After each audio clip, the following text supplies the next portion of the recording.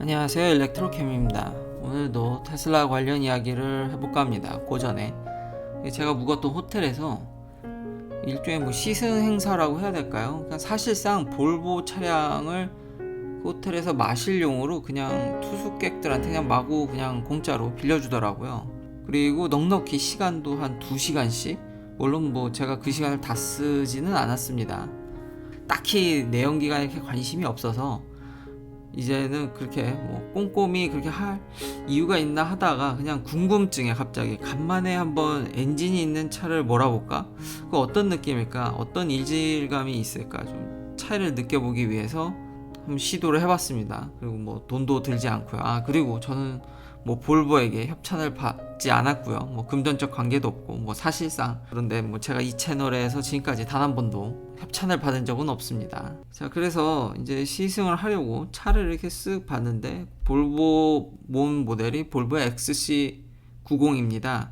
굉장히 생각외로 꽤 컸고요. 그리고 타보니까 실내가 더 크더라고요. 그 썰드 로도 있어서 사람도 많이 탈 수 있고 보기보다 실내가 더 넓었습니다. 근데 참 버튼이 많더라고요. 이게 테슬라에 익숙해지다 보니까 왜 이렇게 버튼이 많은지 좀 조작을 따라가는데 좀 시간이 걸렸습니다. 그러니까 알아가는데 좀 시간이 걸린 거죠. 시동 거는 것부터 해서 간만에 이렇게 엔진 소리도 듣고, 이게 좀 떠나는데, 이거 인포테인먼트 시스템은 너무 옛날? 그냥 투지폰 보는 느낌? 이게 죄송합니다. 테슬라 차량에 있다 보니까 이런 차들이 좀 올드해 보인다는 느낌을 지워버릴 수는 없습니다. 그 플러스 이게 부정적 느낌이 드는 이유는 조잡하고 이게 쓰기가 이렇게 편하지 않더라고요. 제가 테슬라에 너무 익숙해져서 그런가? 근데 테슬라의 그런 심플함에 더 젖어들어서 그런가? 근데 도무지 근데 정말 시간이 걸렸습니다. 왜 이렇게 버튼이 많은 건지. 편의성도 떨어지고, 그나마 좀 인상 깊었던 건 포르쉐 타이칸 대비해서 그나마 반응성은, 그 터치의 반응성은 꽤 괜찮았습니다. 누른 즉시 반응했지만 물론 테슬라보다는 느립니다. 그래도 못 쓸 정도는 아니었습니다. 너무 깝깝하더라고요. 일단 내비게이션이 왜 있는지 잘 모르겠고, 전혀 쓸모가 없었고요. 어떻게 작동하는지 정말 한참을 알아냈기 때문에 주소 넣기도 힘들었고 음성 인식도 잘 먹질 않더라고요. 물론 제 영어 발음이 굉장히 좋지 않습니다. 미국에 오래 살았지만 여전히 발음이 좋지는 않은데, 그래도 그 안 좋은 발음을 테슬라는 잘 알아듣더라고요. 볼보는 전혀 못 알아듣더라고요. 사용하는데 영 이 시스템은 정말 투지폰 같다고 해야 될까요?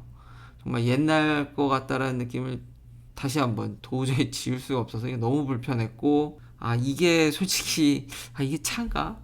라는 생각이 들어서, 이게 도저히 테슬라 차를 한번 타게 되면 다시는 이게 못 돌아가는구나. 너무 깝깝했습니다. 그래도 그래도 좀 이렇게 만지작 하다 보니까 시간을 충분히 있었으니까요. 알아내는데 좀 시간이 걸렸을 뿐 시간이 충분했으니까 잘 알아본 다음에 잘 숙지를 하고, 차는 반드시 숙지를 하고 움직여야 된다. 요즘은 이런 걸 잘 이제 매뉴얼을 그래도 어느 정도 읽고 이렇게 숙지하지 않고 하면 사고 날 위험이 꽤 있겠죠. 그래서 몰고 나갔는데 운전해 보니까 너무 반응이 굼뜹니다. 너무 느려요. 너무 느려. 이게 테슬라에 익숙해지다 보니까 이것도 나름 꽤 강력한 엔진을 실었을 텐데, 참 이렇게 사람이 간사합니다. 그러니까 테슬라나 이런 전기차에 익숙해지게 되면 이 즉각 반응이 안 오니까. 그리고 이제 하이웨이도 탔었는데 너무 느립니다. 너무 느리고 그냥 뭔가 안 가는 것 같은 느낌?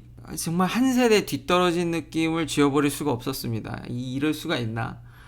제가 너무 지금 볼보를 까고 있는데 그냥 있는 그대로 솔직하게 그냥 말씀드리는 겁니다. 말씀드렸듯이 저는 전혀 금전적 관계나 지금까지 협찬을 받아본 적이 단 한 번도 없기 때문에.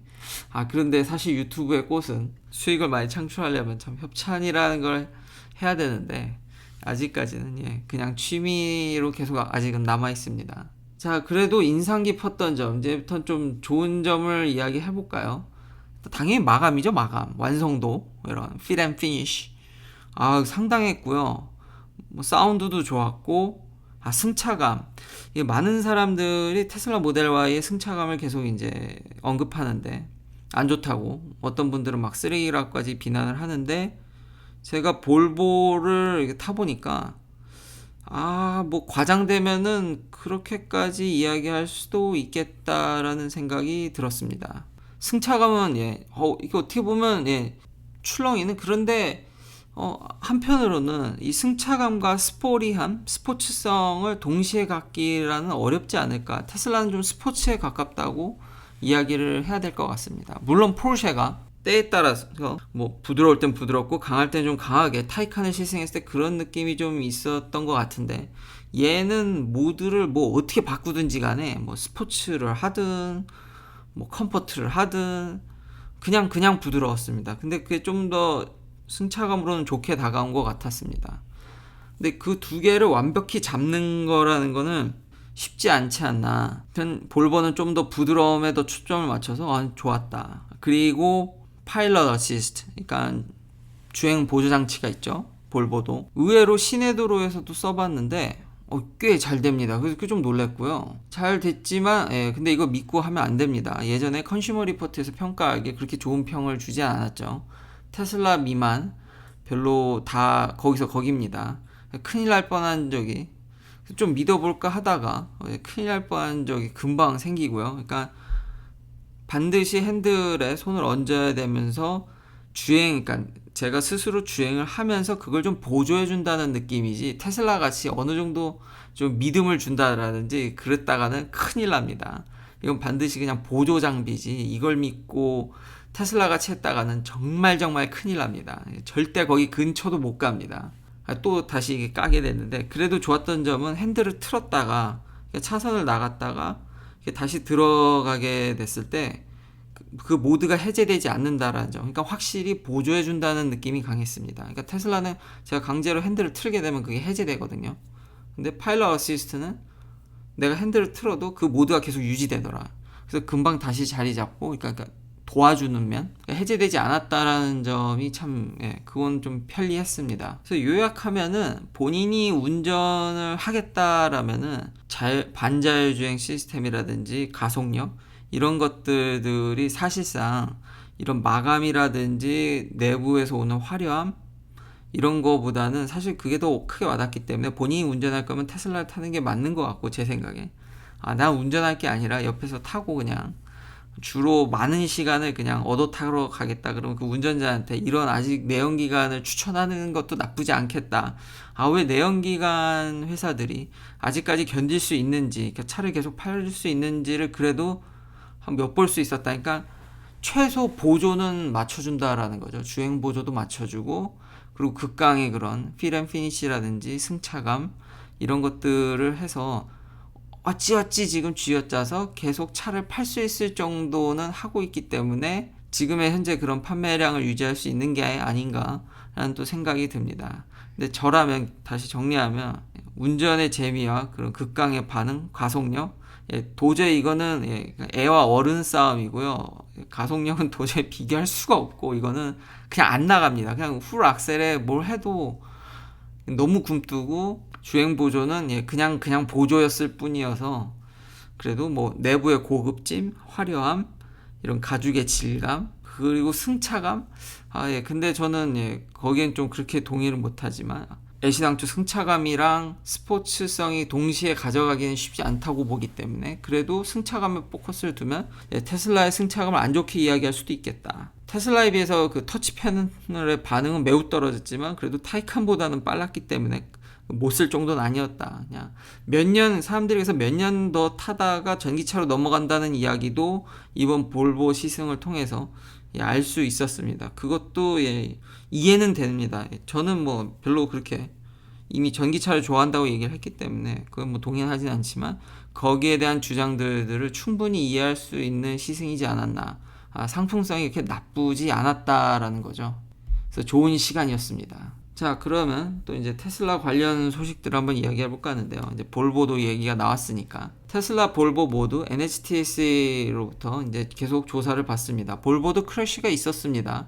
화재가 안 됐을 뿐이죠. 그리고 큰 사고는 아니었으니까요. 이렇듯 주행 보조 장치로 인해서 사고는 늘 나고, NHTSA는 그거를 계속 관리 감독 감시합니다. 그러니까 한 번 조사했다고 끝나는 게 아니라 제가 계속 얘기를 하죠. 여러 번 합니다. 때린데 또 때리고 벌금 매긴데 돈 매기고. 그러니까 한 번 조사했다가 통과했으니까 말지, 그렇지 않습니다. 사고가 계속 나기 때문에, 그 문제 제기가 계속 일어나기 때문에 항시 NHTS는 그걸 봅니다. 근데 지금까지는 테슬라가 워낙 이게 정점에 있고 관심의 끝판왕이었기 때문에 그렇게 화제가 많이 된 거지, 볼보도 당연히 조사를 받습니다. 그리고 절대로, 다시 한번 제가 직접 써보니까 느낀 건데, 컨슈머 리포트가 왜 그 점수를 줬는지, 물론 컨슈머 리포트도 테슬라에 대해서 그렇게 좋게 평가하진 않지만, 이런 브랜드들, 자동차의 반자율주행에 대해서 GM을 좀 높게 샀죠. 그 외의 것들은 그렇게 점수를 주지 않았는데, 충분히 이해를 하게 됐다라는 점. 테슬라만큼 절대 아닙니다. 믿고 타다가는 큰일 날 수 있습니다. 자, 그럼 이제 경쟁사들을 이렇게 한 표로 이렇게 정리한 데이터인데요. 볼보가 그렇게 전기차에 대해서 나쁜 브랜드가 아닌데, 뭐 여전히 내연기관을 저렇게 팔고 있으니까. 그래도 이제 폴스타라는 이미 모델들이 나오고 있고 꽤 팔아서 그 점수를 잘 받은 것 같습니다. 뭐 폭스바겐은 ID3나 ID4를 잘 팔고 있으니까요. 그러니까 대체적으로 이제 판매량으로 이 점수가 좀 기여한 바가 큰 것 같습니다. 토요타는 당연히 안 한다고 했으니까 여기가 있죠. 그리고 대부분 이렇게 눈치만 보고 있다. 그래도 현대기아차는 언제 튀어나갈지 모르게 이렇게 항상 준비를 하고 있는 요 정도. 이 표가 그렇게 잘못됐다고 느껴진, 제대로 평가한 것 같습니다. 그러다 보니까 이제 볼보의 폴스타 2가 한번 시승을 해보고 싶다라는 생각이 들었습니다. 오늘 볼보의 시승은 이런 것들이 전기차로 고스란히 넘어가면 꽤 상품성이 있겠다라는 생각이 들어서.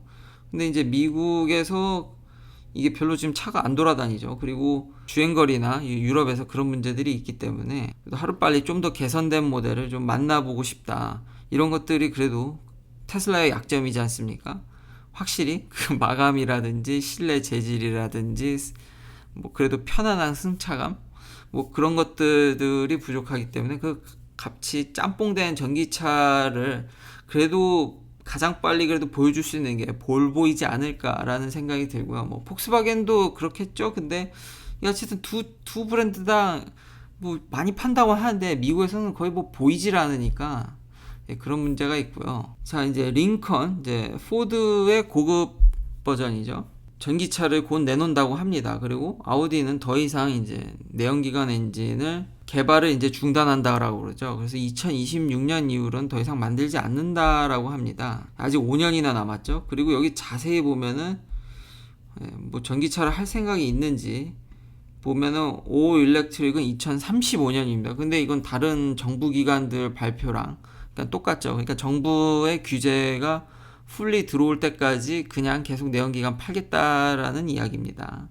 그러니까 말은 그럴싸하게 했지만 제가 계속 얘기하는 뭐 딱히 달라진 건 없습니다. 별로 전기차를 빠른 시일 내에 할 생각이 전혀 없어 보이고, 그나마 이제 링컨은 좀 내놓을만 한데 그게 이제 포드 F150 때문이죠, 사실. 포드가 좀 더 본격적으로 이렇게 하려고 하니까 어차피 같은 기업이니까 거기 이제 그걸 가져다 쓰려고 하니까 이렇게 되는 거죠. 그래도 하루빨리 많은 전기차들이 좀 늘어났으면 좋겠고요. 자, 이제 테슬라의 또 이야기로, 지금 일론 머스크가 늘 하던 얘기인데 이게 또 기사되는 게 좀 신기하긴 한데, 엔드 업 쿼터 푸시를 하고 있습니다. 그러니까 매 분기 마지막에 항상 차를 많이 팔기 위해서 이메일로 이제 12일밖에 안 남았습니다. 빨리빨리 이제 차를 넘깁시다라고 이제 푸시하는 인플로이들한테 그 이메일을 매번 분기마다, 이거 그냥 분기말 행사죠. 근데 이번에 한 20만 대를 넘을지 못 넘을지 지금 거기에 이제 관심이 많이 가고 있는데요. 뭐 20만 대 전후 좀 부족할지언정 지금 뭐 역대급으로 차를 팔고 있는 거죠. 지금 보시면 그래프 보십시오. 지금 빨간색이 지금 올해인데 뭐 똑같이 20만 대가 좀 되든 안 되든 거의 뭐 2급이기 때문에 상당합니다. 상당해. 그렇기 때문에 뭐가 됐든지 간에 작년 대비해서는 어마무시한 이제 성장을 보여줄 거고, 20만 대로 진짜 간다 그러면 심지어는 지난 분기 대비해서도 더 높은 수치를 보여주기 때문에, 이게 보면은 테슬라의 이런 레비뉴 그로스를 보면은 딜리버리 그로스보다 지금 레비뉴가 더 폭발적으로 증가합니다. 그러니까 테슬라는 한번 차를 팔면 여러 가지 그런 확장성이 있기 때문에 그런 것들이 하나하나 완성될 때마다 지금 레비뉴는 더 가파르게 올라가고 있습니다. 그러니까 매출이죠, 매출. 그러니까 버는 돈은 훨씬 더 가파르게 올라가고 있기 때문에 이게 점점 갭이 벌어지다가 어느 순간 이제 폭발하게 되면은 장난이 아니겠죠. 근데 물론 안 폭발할 수도 있습니다. 그건 누구도 모르죠. 근데 현재 이 그래프상의 모양은 그렇게 보여진다라는 거죠. 갭이 점점 늘고 있으니까. 그리고 단 한 번도 테슬라는 지금 보면 매년 보면은 정말 드라마틱한 성장을 계속 보여주고 있습니다. 이 차 판매량은 거짓말을 하지 않는데 정말 점핑하는 게 장난이 아니죠. 요즘은 늘어나는 퍼센테이지도 지금 한 번도 줄지 않고 계속 엄청나게 계속 늘어나고 있기 때문에 아직까지는 정말 폭발적인 모습을 보여주고 있다. 그렇다고 해서 다음 분기에 그 다음 분기에 뭐 폭발적으로 된다는 보장은 없지만 지금 현재 나오는 데이터들이나 분위기로 봤을 때 뭐 올해는 뭐 별 무리는 없을 것 같다. 그렇게 예측하는 게 너무 오버는 아니다. 뭐 내년은 가봐야 알겠지만 여전히 이런 데이터들은 결국 오늘 이런 엄청난 폭발적인 지금 성장 이런 것들이 계속 보여진다라는 거죠. 자, 마지막으로 제가 그 드래그 패키지를 내놓을 생각이 없다라는 거지 트랙 패키지는 아니었거든요. 구독자님께서도 알려주셨듯이 지금 테슬라가 나름 액세서리를 팝니다. 실제로 공홈에서도 그게 지난 모델들도 타이어라든지 휠을 팔았죠. 근데 이제 플레드를 팔면서 트랙 패키지를 팔 것 같이 이야기를 합니다. 그래서 여러 가지 타이어, 휠 그런 것들 타이어가 굉장히 중요하죠. 그 마찰력을 증가시키려면 거기다 이런 액티브 에어로까지 이 옵션은 또 멋지기도 하지만 실제로도 가변적으로 보여주는 정말 트랙에서 퍼포먼스를 위한다면은 이런 링을 설치하는 걸 좀 심각하게 고려해 볼 필요가 있는 게 플레드는 1000마력이 넘습니다. 이런 경주형차가 뒤에 이렇게 윙을 다는 이유는 다운포스를 만들려고 하는 거죠. 접지력을 올리려는. 특히나 이런 어마무시한 성능이면은 양력으로 인해서 차가 뜰 수 있기 때문에 근데 굳이 계산 안 해보더라도 이미 지구상에 가장 거의 뭐 빠른 차들 진짜 양산차 중에선 제일 빠르고 양산차가 아니더라도 진짜 손꼽힐 정도로 빠르기 때문에 정말 트랙에서 있는 대로 그걸 타려면은 정말 다운포스를 일으킬 만한 이런 에어로 파츠가 필요하지 않을까라는 생각이 듭니다. 긴 영상 시청해주셔서 감사합니다. 내일도 테슬라 관련 이야기들로 찾아뵙겠습니다.